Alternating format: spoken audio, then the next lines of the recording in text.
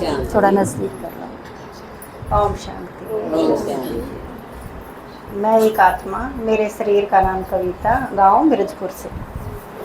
मैं पहली बार बाबा से मिल के आई हूँ। बाबा का शुक्रिया, बाप दादा दोनों का शुक्रिया करती हूँ, दीदी दादाजी का और पूरे ब्राह्मण परिवार का शुक्रिया करती हूँ, क्योंकि इन्हीं की उमंग, उत्साह और अनुभव ने मुझे आगे बढ़ाया है। मैं सभी का दिल से शुक्रिया करती हूँ और संतोष माता का भी शुक्रिया करती हूँ कि इन्होंने हमारे गांव में बिल्कुल घर के पास ही प्रदर्शनी लगवाई, ना तो शायद मुझे पता ही नहीं चलता कि भगवान आए धरती पे। इन्होंने क्लास लाई, मैं इनका शुक्रिया करती हूँ। पहली बार जब मैंने सुना तो कविता में मुंह के बिल्कुल पास रखो, इसमें माइक में।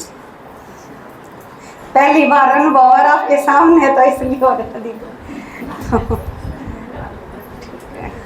जब पहली बार प्रदर्शनी हुई तो मैंने दीदी का गीत अच्छा लगा था कि 1 हफ्ते की छुट्टी दे दो चूल्हे चौके से, क्योंकि हमेशा इसमें बंधे रहना और यहाँ रहना, कहीं गए नहीं इसके अलावा बाहर।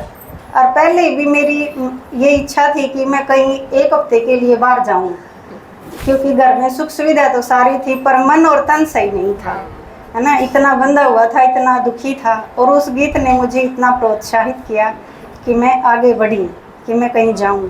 फिर मन में ये था कि बाहर जाऊंगी तो परिवार भी साथ होना चाहिए, फिर उनके साथ नहीं जाना था, आप जो परिवार था उनके साथ जाना था, कोई अपना भी तो वहाँ पे जाने के लिए, संभाल करने के लिए। तो मुझे आप जैसा परिवार मिला, मैं आपका भी शुक्रिया करती हूँ, बार बार शुक्रिया करती हूँ कि आप सभी ने मुझे मधुवन तक घुमाया। भाइयों का भी शुक्रिया, दीदी दादाजी का भी शुक्रिया।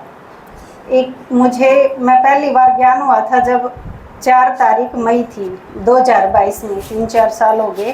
तो एक बार पहले भी मेरी टिकट बनी थी, फिर कैंसिल हो गई थी। उस टाइम तो मुझे दुख हुआ था, पर अब मुझे अनुभव है कि वो अच्छा हुआ, कि कुछ ना कुछ साथ में लेके आई हूँ। उस टाइम पे ना मेरी क्लासें थी, ना मेरी कुछ धारणाएं थी।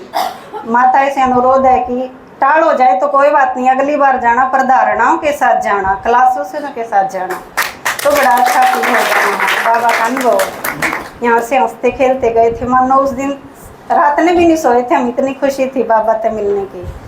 तो वहाँ पे गए, हमने देखा इतने आराम से बिस्तर बिछे हुए मेहमानों की तरह, कभी किसी ने शायद बिछाए भी नहीं होंगे हमारे, हमने ही बिछाए सभी थे। तो बाबा ने मेरी इतनी सेवा की, आराम से नहाए धोए, फ्रेश हुए और भोजन खाया। भोजन का तो आपने सुना ही है कि भगवान को 56 प्रकार का भोग लगता है, और आज मैं वो अनुभव भी लेके आई हूँ, उनका मिठास भी लेके आई हूँ साथ में।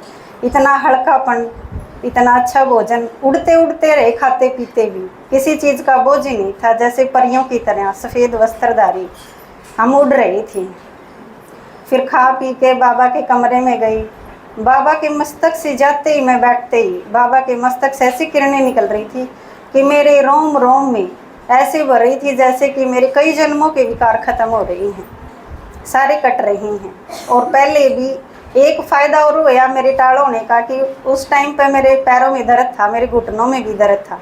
मैंने क्लासें करी, आगे बढ़ी, बाबा ने कहा पद्मों में कदम है, तो जितनी जितनी मैंने क्लासें की वो करी, मेरा पैरों का भी दर्द चला गया है, ख़त्म हो गया है। ताकि डॉक्टरों ने ऑपरेशन भी बोल दिया था, अब वो भी मेरा ख़त्म हो गया पैरों का दर्द। और थोड़ा बहुत घुटनों में था, वो उस दिन ख़त्म हो गया जब बाबा के कमरे में बैठ के मैंने उनसे शिकाश लिया, उनके नैनों में रूह रियान की मैंने, तो वो मेरा वो ख़त्म हो गया। उसके बाद मैंने पूरे मधुवन का आनंद लिया, बड़े उमंग उत्साह से घूमे फिरे। फिर अगले दिन PM पार्क में गई, वहाँ मैंने अपने आप के बारे में जाना तो यहाँ था कि मैं एक आत्मा हूँ, पर वहाँ मैंने रियलाइज़ किया, ऐसे लग रहा था मानो कि शायद मैं बाबा के पास ही चली गई हूँ, ऐसे रीरी सापन एहसास हो रहा था। उस दिन मिल के आई थी, उस दिन के बाद भी योग अच्छा लगता है। हमेशा कहती हूँ कि 24 घंटे बाबा की याद रहती है, ये मैं मानती हूँ। इतना अनुभव हुआ उस दिन का। फिर हमने बाबा की जीवन कहानी भी सुनी, पढ़ते तो हम हाँ यहाँ रोज़, फिर उन्हें याद नहीं रखते। वहाँ जाके बाबा की जीवन कहानी सुनी, मैंने देखी अपनी आँखों से। तो बाबा 1936 में आए थे, है ना। आते ही 3 वर्ड बोले थे बाबा ने, प्रकाश स्वरूपम शिवोहम शिवोहम, ज्ञान स्वरूपम शिवोहम शिवोहम, शांत स्वरूपम शिवोहम शिवोहम। वो भी मेरे याद हुए, नहीं तो कुछ याद ही नहीं रहता था। बाबा की कमाल है ये, सब कुछ। कितनी तेज बुद्धि हुई, कितनी यादगार बनी बाबा की। 1950 में बाबा माउंट आबू आए और देखो कितनी ऊंची पहाड़ी पर चढ़े बाबा। बसों में भी 1 घंटा लगता है और बाबा ने इतनी मेहनत हमारे लिए तो की है। क्या कुछ नहीं त्यागा भगवान बाबा ने हमारे लिए, है ना। हीरो जवाहरातों का व्यापार था वो भी छोड़ दिया था। और हम यहाँ क्लास करने के लिए अपना घर अपना परिवार ही नहीं छोड़ते। वो कहते नहीं जाना तो हम रुक जाते हैं। तो हमने वो सीखा वहाँ से कि बाबा ने हमारे लिए क्या किया है, और हम अब वो सब कुछ छोड़ने के लिए तैयार हैं। बाबा के लिए सेवा करना चाहते हैं।